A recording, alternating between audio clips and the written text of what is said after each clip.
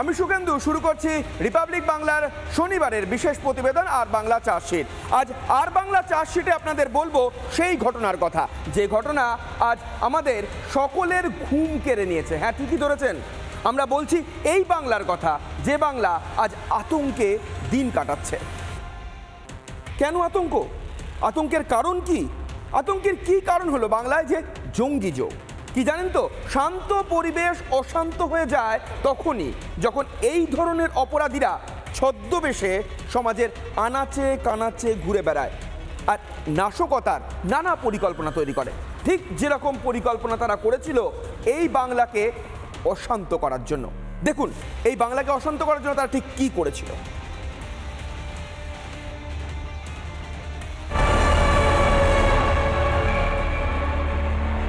আস্তিনের মধ্যে লুকিয়ে রয়েছে বিষধর সাপ, যে কালসাপ দুধ কলা খেয়ে এতদিন ধরে ছোবল মারার প্রস্তুতি নিচ্ছিল। হ্যাঁ, ঠিকই ধরেছেন, আমরা বলছি জঙ্গিদের কথা। 13ই ডিসেম্বরের পর থেকে যাদের গ্রেপ্তার করেছে অসম, কাশ্মীর ও বেঙ্গল এসটিএফ, আমরা বলছি তাদের কথা।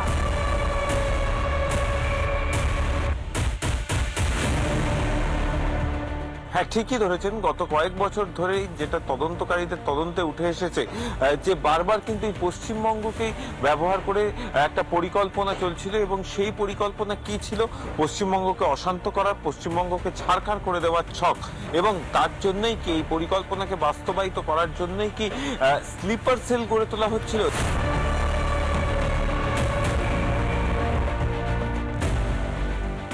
অসম পুলিশের হাতে মুর্শিদাবাদের হরিহরপাড়া থেকে গ্রেপ্তার হয়েছিল মনিরুল ইসলাম।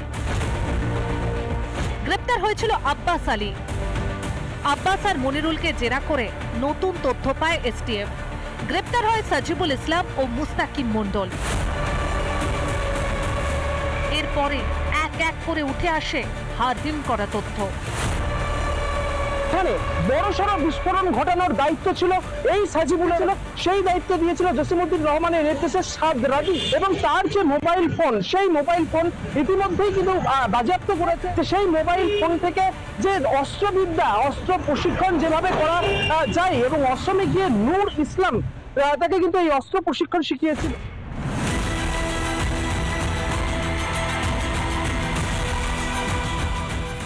এখানেই শেষ নয়, অপরাধ ঘনীভূত হচ্ছিল অন্য জায়গায়। পশ্চিমবঙ্গে বড় সড় নাশকতার ছক কষা হচ্ছিল বলে গোয়েন্দা সূত্রে খবর। কি সেই ছক? জঙ্গিদের টার্গেটে স্টেশন, শপিং মল। নাশকতার ছক ছিল একাধিক জায়গায়। তালিকায় ছিল উত্তরবঙ্গের জরুরি জায়গা, টার্গেট নিউ জলপাইগুড়ি স্টেশন। জঙ্গি টার্গেটে উত্তরবঙ্গের প্রশাসনিক ভবনও। এবং যেহেতু পশ্চিমবঙ্গের আর্থসামাজিক, ধার্মিক বা রাজনৈতিক যে ভাবধারা, তাতে পশ্চিমবঙ্গে একটা বড় অংশের বুদ্ধিজীবী যারা সমাজকে পরিচালনা করে, তারা কোন রকম কথা বলতে চায় না সংখ্যালঘু সম্প্রদায় বা ইসলামিক জেহাদ নিয়ে বা ইসলামিক সাম্প্রদায়িকতা নিয়ে। জঙ্গি নাশকতার পরিকল্পনা এখানেই শেষ নয়। উত্তরবঙ্গ তো রয়েছে, তার সঙ্গে রয়েছে দক্ষিণবঙ্গেরও একাধিক জায়গা। কি ছিল সেই তালিকায়? তাপবিদ্যুৎ কেন্দ্রে নাশকতার ছক, ইমালসিভ এক্সপ্লোসিভ দিয়ে বিস্ফোরণ, কেনা হচ্ছিল আইইডি তৈরির সরঞ্জাম। সেই মতো বরাতও দেওয়া হয়েছিল। অর্ডারি জিনিসপত্র আনার আগেই গ্রেপ্তার। বেশ কিছু বিস্ফোরক তারা কিন্তু কিনেছিল, ঢাকাকে দিয়েছিল পাকিস্তান। তার মধ্যে একটা এক্সপ্লোসিভ ছিল, যেটা হচ্ছে ইমালসিভ এক্সপ্লোসিভ যেটাকে বলা হয়। সেই ইমালসিভ এক্সপ্লোসিভ যে কোনোভাবে যে কোনো জায়গায় যদি একবার বিস্ফোরণ ঘটানো যায়, তাহলে কিন্তু সেই গোটা অঞ্চলটা কিন্তু ধ্বংস হয়ে যেতে পারে। তারা জঙ্গি দরদি তৃণমূল কংগ্রেস। কারুর যদি জঙ্গিদের প্রতি এত দরদ উঠলে পরে দিন রাত 365 দিন সে জঙ্গিদের বিরুদ্ধে ব্যবস্থাটা নেবে কি করে? তারা বরং জঙ্গিদের জন্য ভোটার কার্ড বানিয়ে দেবে, রেশন কার্ড বানিয়ে দেবে, বাড়িতে ভাড়া দেবে। তবে চলতি বছরই নাশকতার ছক কষেছিল ধৃতরা। তথ্য বলছে সাজিবুল ইসলাম এবিটি ও জেএমবির বিস্ফোরক বিশেষজ্ঞ ছিল। ক্যানিং থেকে ধৃত জাবেদ মুন্সি ছিল আইইডি তৈরিতে সিদ্ধহস্ত। এদের প্রত্যেকেরই বিস্ফোরণ ঘটানোর কৌশল জানা ছিল। প্রশ্ন এখন একটাই, এত বিশেষজ্ঞ পশ্চিমবঙ্গে কোথা থেকে এলো? আমরা মুর্শিদাবাদে এর আগে দেখেছি লিফলেট বিলি হয়েছে, যে মুর্শিদাবাদকে 1947-এর আগের যে স্থিতি ছিল সেই জায়গায় পৌঁছে দিতে হবে। তার লিফলেট বিলি হচ্ছে, যেখানে ডেমোগ্রাফি চেঞ্জ হবে সেখানে সেকুলারিজম থাকবে না, সেখানে প্লুরালিজম থাকবে না, কমিউনিজম থাকবে না।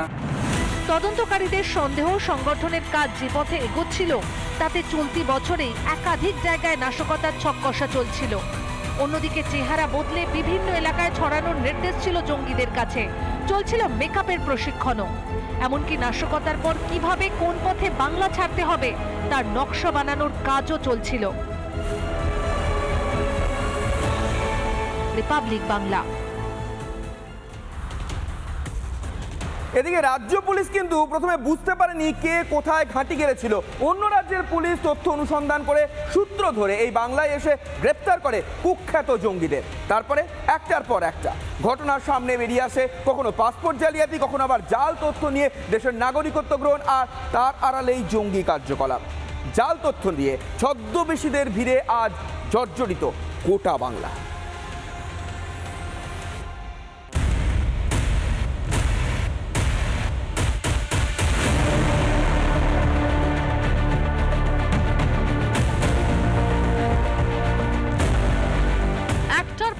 গ্রেফতার, কখনো দক্ষিণ 24 পরগনার ক্যানিং, কখনো মুর্শিদাবাদের হরিহরপাড়া, আবার কখনো দুর্লভপুরের মতো প্রত্যন্ত গ্রাম।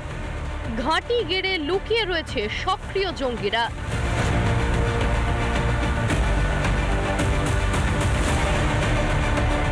এদের কাউকে চিনতে পারেন? ছদ্মবেশে এরাই লুকিয়ে নেই তো আমাদের চারপাশে? গোয়েন্দাদের তদন্তে উঠে আসছে মেকআপের প্রশিক্ষণও নাকি নেওয়া শুরু করেছিল ধৃতরা। কেন ছদ্মবেশের প্রশিক্ষণ? ভেক ধরে ছড়িয়ে যাওয়া সহজ, নাশকতা ঘটানোর সময় ছদ্মবেশ ধরলে চেহারা চিনতে অসুবিধা, ওয়ান্টেড লিস্টের সঙ্গেও মিলবে না মুখ, তদন্তে দেরি হলে পালাতে সুবিধা, গোপনীয়তা বজায় রাখা সহজ। গোয়েন্দারা মনে করছেন যে এলাকার মানুষের সঙ্গে ভেক ধরে খুব সহজেই মিশতে শুরু করে দিয়েছিলেন আব্বাস, সাজিবুল, মনিরুল, মোস্তাকিম এবং জাভেদ মুন্সি। কেউ কেউ খারিজি মাদ্রাসার আড়ালে চালাতেন মগজ ধোলাই, কেউ বা দেখভাল করার কাজ করতেন এবং একই সঙ্গে আবার কেউ কেউ বিস্ফোরণের কাজে ছিলেন সিদ্ধহস্ত। তাহলে চেহারা পাল্টে আরও কোনো জঙ্গি নাশকতার ছক নিয়ে এই বাংলায় আমাদের মধ্যে মিশে থাকছে না তো? এই প্রশ্নটাই এখন ভাবিয়ে তুলছে তদন্তকারীদের।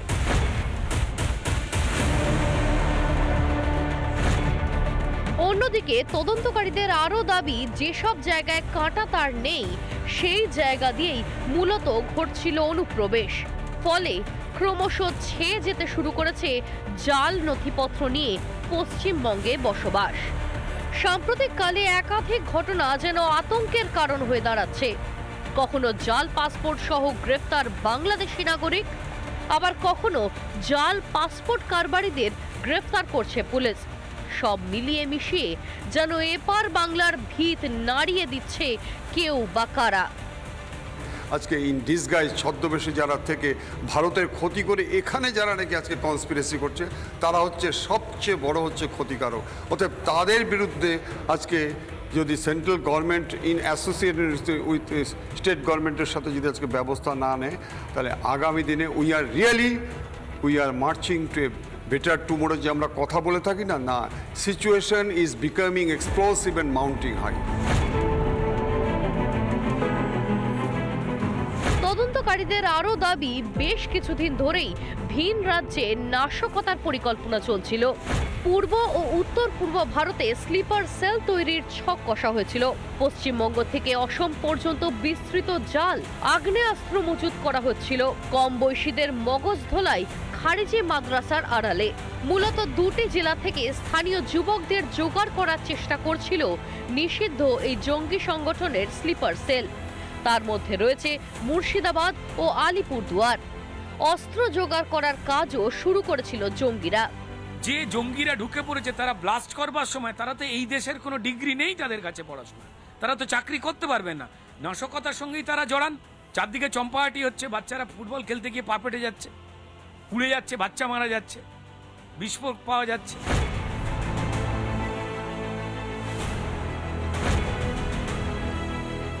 কেন এই পরিস্থিতি? রাজ্য সরকারের এত পরিকল্পনা, এত কেন্দ্রকে সীমান্তে বেড়া দেওয়া নিয়ে খোঁটা দেওয়ার ফল হলো এই যে বাংলায় সক্রিয় জঙ্গি সংগঠন।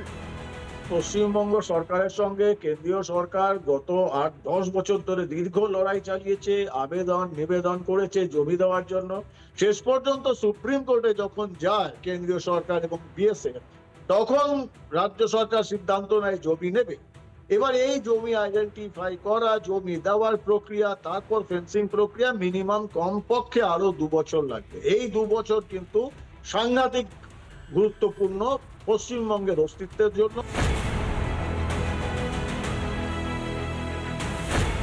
কোচবিহার, উত্তর ও দক্ষিণ দিনাজপুর সহ মালদা, মুর্শিদাবাদ, নদিয়া ও উত্তর 24 পরগনার সীমান্ত এলাকা নিয়ে সতর্কবার্তা রাজ্য পুলিশের কাছে পাঠিয়েছে কেন্দ্রীয় গোয়েন্দা সংস্থা। তবুও কেন্দ্রের ওপর থেকে বিদ্বেষ কাটেনি রাজ্য সরকারের। রিপাবলিক বাংলা। জঙ্গিঘাটের আড়ালে ছিল নাশকতার ছক, আর সেই নাশকতার সরঞ্জাম আসতো বাংলাদেশ থেকে। ঠিক কি ধরনের সরঞ্জাম আসার কথা ছিল বাংলায় ধৃত জঙ্গি আব্বাস, মনিরুল, মুস্তাকিম আর সাজিবুলের? চলুন দেখব তাদের কি কি সরঞ্জাম আনার কথা ছিল। সিসমিক ইমালসিভ এক্সপ্লোসিভ কি? পুরো নাম সিসমিক ইমালসিভ এক্সপ্লোসিভ, অর্থাৎ জিলোটিন বা ব্লাস্টিং জিলোটিন। অ্যামোনিয়া জিলেটিন বা ডিনামাইটের একটা বিশেষ রূপ এই অ্যামোনিয়া জিলেটিন, বিশেষ করে খনি অঞ্চলে ব্যবহৃত, অর্থাৎ পাথুরে মাটি যেখানে পাথরকে ভাঙতে বিশেষ করে এই খনি অঞ্চলে ব্যবহার করা এই অ্যামোনিয়া জিলেটিন। যে কোনো শক্ত মাটি বা পাথর উড়িয়ে দেওয়া যায় সহজে, যে কারণে খনি অঞ্চলে এই ধরনের জিলেটিন ব্যবহার করা হয়। 3টি ভাগে বিভক্ত করা হয় এই বিস্ফোরককে: অ্যামোনিয়া জিলেটিন, সোজা জিলেটিন এবং সেমি জিলেটিন। 3টি ভাগে বিভক্ত করা হয় এবং শক্তিশালী বিস্ফোরক হিসাবে ব্যবহার করা হয় এই জিলেটিনকে। গোয়েন্দাদের সন্দেহ এই ধরনের কোনো বিস্ফোরক আনার আদৌ কি কোনো রকম ছক ছিল, অর্থাৎ গোয়েন্দাদের কাছে বারবার মনে হয়েছে যে এই ধরনের কোনো বিস্ফোরক তাদের আনার ছক ছিল। অর্থাৎ গোয়েন্দারা মনে করেছিলেন যে এই মুস্তাকিম বা সাজিবুল যারা বাংলাদেশ থেকে এসেছিল তারা এই ধরনের জিলেটিন জাতীয় একেবারে আগ্নেয়াস্ত্র আনার ছক কষেছিল বলেই সন্দেহ করছেন গোয়েন্দারা। অশান্ত বাংলাদেশের এই সুযোগ নিয়ে আজ পশ্চিমবঙ্গে সক্রিয় হচ্ছে একাধিক জঙ্গি সংগঠন। ঘটেছে অনুপ্রবেশ, লোকচক্ষুর আড়াল দিয়ে বন জঙ্গল পেরিয়ে জাতীয় নিরাপত্তাকে বিঘ্নিত করছে কিছু অসাধু মানুষ। বিএসএফ এর ঘাড়ে দোষ পড়লেও এদের আশ্রয় দিচ্ছে কারা, তা নিয়ে কিন্তু চুপ করেই রয়েছে। কারা চুপ করে রয়েছে জানেন? প্রশাসন।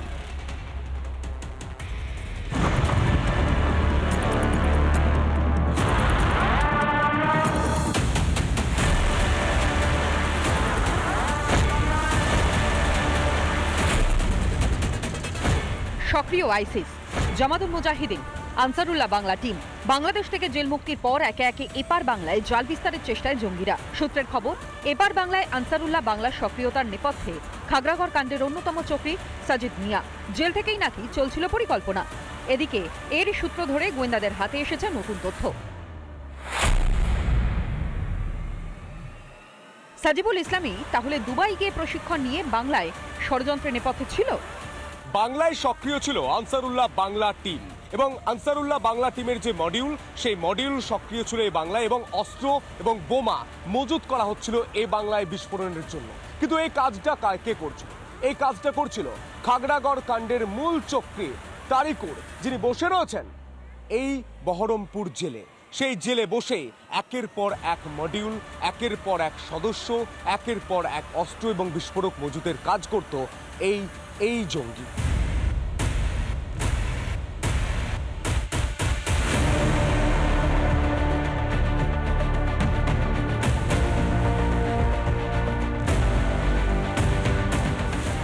জেলে বন্দী জঙ্গি কিভাবে মাস্টারমাইন্ড হতে পারে?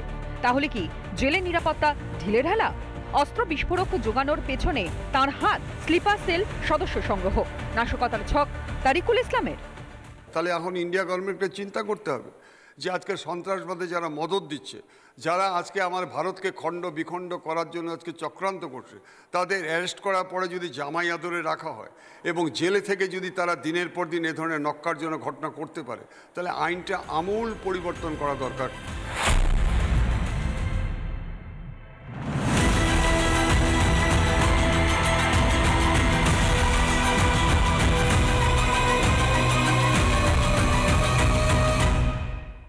2015 সালের মার্চ মাসে গ্রেফতার হয় তারিকুল।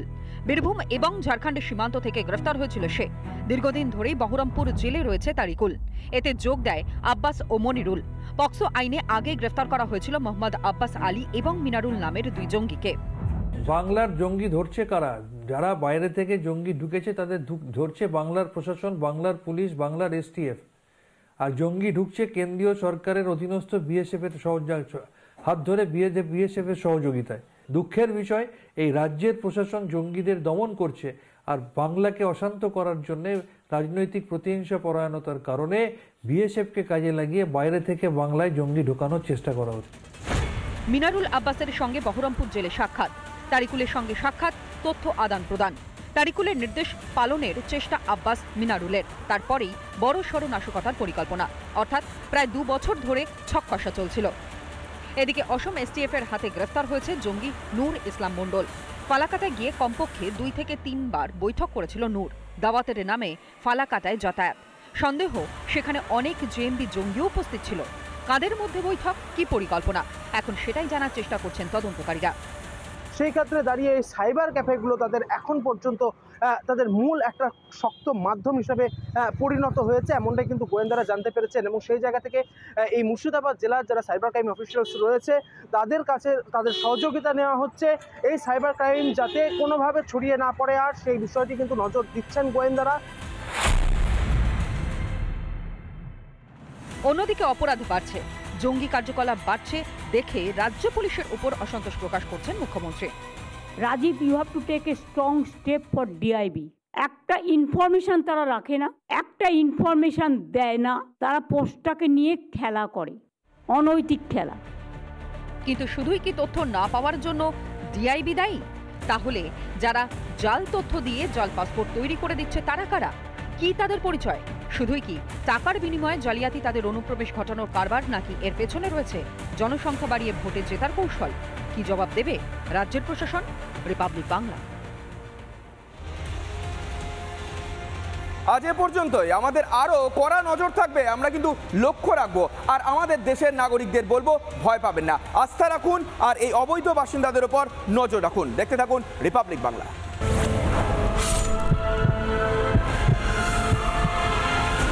নানা ধরনের কন্টেন্ট দেখার জন্য লাইক করুন, শেয়ার করুন আমাদের ফেসবুক পেজ, সাবস্ক্রাইব করুন আমাদের ইউটিউব চ্যানেল।